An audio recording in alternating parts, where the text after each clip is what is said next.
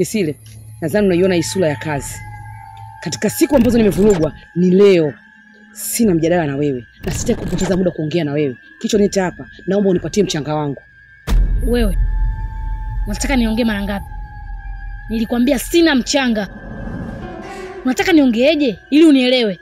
Usijifanye uelewi. Ninachokizungumza na kielewa. Na kwa nini useme una mchanga wakati watu ambao uliwapa mchanga uko nao nyumbani kwako?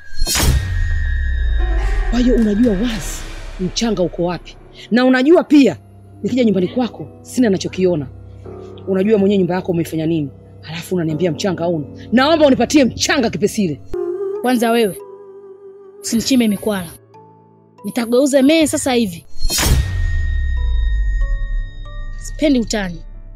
Nimeshakwambia kitu sina. Tena usinikazie jicho lako hili. Fidodido mkubwa wewe. Usichezee akili yangu. Kwani wewe ni kiziwi au bubu? Mbona naongea unielewi? Sasa ngoja niongee lugha yako. Kama ni kiziwi utanielewa, kama ni bubu utanielewa. Sina. Hapo umenielewa? Moja wewe. Unasemaje binti?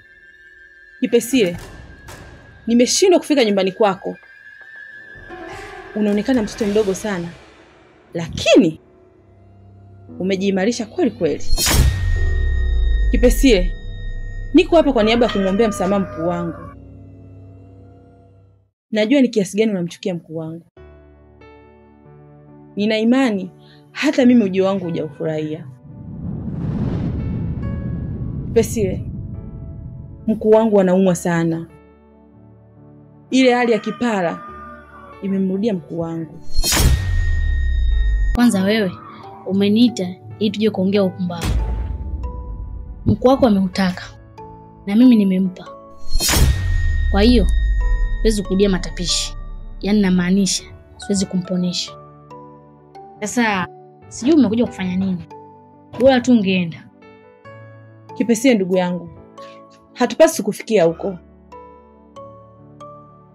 Nakupa muda ujifikirie. Mimi naenda. Nitarudi tena.